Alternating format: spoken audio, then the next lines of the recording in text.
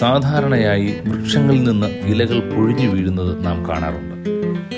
മറ്റു ചില രാജ്യങ്ങളിൽ ഫോൾ എന്ന് പറയുന്ന ഒരു സീസൺ തന്നെയുണ്ട്. പ്രത്യേകിച്ച് അമേരിക്ക പോലുള്ള രാജ്യങ്ങളിൽ തണുപ്പ് അടുത്തു വരുന്നതിന് മുമ്പായി എല്ലാ ചെടികളും വൃക്ഷങ്ങളും ഇല പൊഴിക്കും. ഇല പൊഴിക്കുന്നത് ചെടിയുടെ ഭാരം കുറയാനാണ്, അല്ലെങ്കിൽ തണുപ്പ് ബാധിച്ച് ഐസ് ബാധിച്ച് വൃക്ഷങ്ങൾ താഴെ വീഴുന്ന ഒഴിവാക്കാൻ വേണ്ടിയാണ് അങ്ങനെ ഉണ്ടാകുന്നത്. ഈ ഇലകൾ പൊഴിഞ്ഞു മാറുന്നത് സാധാരണയായി ഇതിൻ്റെ തണ്ടുകളിൽ ജീവരസം വ്യാപിക്കുമ്പോഴാണ്. ഒരു മരത്തിൻ്റെ ഇല പൊഴിഞ്ഞ് താഴേക്ക് വീണ് കഴിയുമ്പോൾ എല്ലാം തീർന്നുവെന്ന് ഒരു പക്ഷേ പുറമേ നോക്കുന്ന ആൾക്ക് തോന്നിയേക്കാം.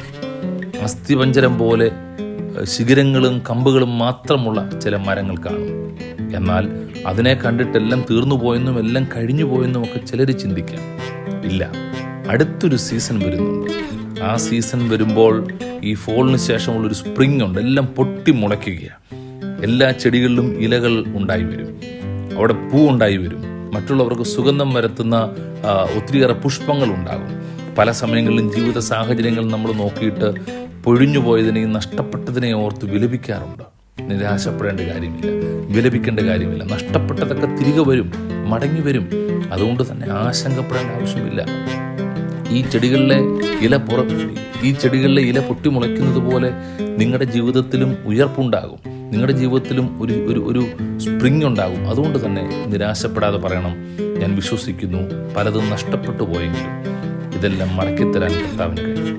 നിങ്ങളുടെ ജീവിതത്തിൽ നിങ്ങൾ പുറകോട്ട് നോക്കുമ്പോൾ പല നഷ്ടങ്ങൾ സംഭവിച്ചിട്ടുണ്ടായിരിക്കും.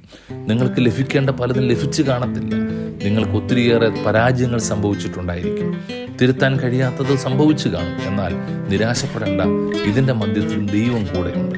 നിങ്ങൾക്ക് നാളെ ഒരു ഉയർപ്പുണ്ട്, നിങ്ങൾക്ക് നാളെ ഒരു സ്പ്രിംഗ് ഉണ്ട്, അല്ലെങ്കിൽ നിങ്ങൾക്ക് ദൈവം നൽകുന്ന ഒരു അനുഗ്രഹം, വാഗ്ദത്തമുണ്ട്. നാളുകൾ സുരക്ഷിതമാണ്. ഒരു കാര്യം എപ്പോഴും ഓർക്കണം, നിങ്ങളുടെ നാളുകൾ ഇന്നലേക്കാൾ ബെറ്ററായിരിക്കും. അനുഗ്രഹിക്കപ്പെടുന്ന നാളുകളായിരുന്നു. ചിലരെങ്കിലും ചോദിക്കും, ഈ പ്രശ്നത്തിലും പ്രതിസന്ധിയിലും ഞാൻ എന്തുകൊണ്ടാണ് നട്ടം തിരിയുന്നത്? ദൈവത്തിനറിയാം നിങ്ങളുടെ ജീവിതത്തെ ഒന്നുകൂടെ ക്രമീകരിക്കാൻ. പ്രശ്നങ്ങളിൽ നിങ്ങൾ മുങ്ങിപ്പോകത്തില്ല, പ്രതിസന്ധിയിൽ നിങ്ങൾ മുങ്ങിപ്പോകത്തില്ല. ദൈവം നിങ്ങളെ മുൻപിലേക്ക് നയിക്കും. സാധാരണ നമുക്കറിയാം, ഒരു സ്വർണ്ണപ്പണിക്കാരൻ ഒരു സ്വർണ്ണം എടുത്ത് തീയിലിടുമ്പോൾ അത് കരിഞ്ഞ കരിക്കട്ടയായി പോകാനല്ല, മറിച്ച് അത് കൂടുതൽ ശോഭയുള്ളതായി തീരാൻ വേണ്ടിയാണ്. അതുതന്നെയാണ് പ്രതിസന്ധികളിലും ദൈവം ചെയ്യുന്നത്.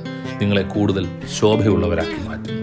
പരീക്ഷ സഹിക്കുന്ന മനുഷ്യൻ ഭാഗ്യവാൻ, അവൻ കൊള്ളാവുന്നതിനെ തെളിഞ്ഞ ശേഷം കർത്താവ് ജീവകിരീടം നമുക്ക് നൽകുമെന്നുള്ള വാഗ്ദത്തമായ യാക്കോബ് അപ്പോസ്തലൻ പറയുന്നത്.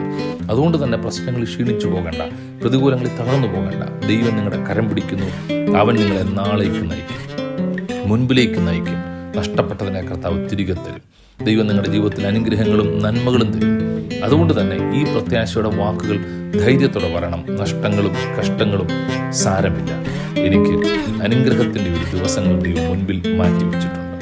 എപ്പോഴും പറയുക, ഇന്നലേക്കാൾ എൻ്റെ നാളുകൾ മനോഹരമാണ്. നിങ്ങളുടെ തലമുറകളുടെ നാളുകളും മനോഹരമാണ്. ആത്മഹത്യ ചെയ്യേണ്ട കാര്യമില്ല, ജീവിതം മതിയെന്ന് പറയേണ്ട കാര്യമില്ല. ദൈവം നിങ്ങൾക്ക് ഏറ്റവും ബെസ്റ്റായിട്ടുള്ളത് തരും.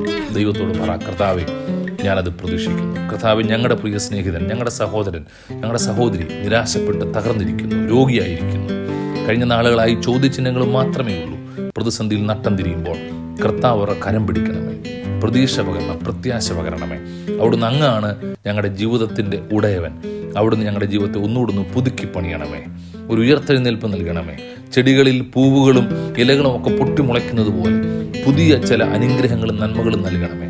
നഷ്ടപ്പെട്ടതിന് പകരമായി നന്മകളും അനുഗ്രഹങ്ങളും നൽകാൻ കർത്താവിന് കഴിയുമില്ല. ഞങ്ങളവരെ അനുഗ്രഹിക്കുന്നു. പ്രാർത്ഥന കേട്ടതിനായി നന്ദി, യേശുവിൻ്റെ നാമത്തിൽ തന്നെ. ആമേൻ. God bless U.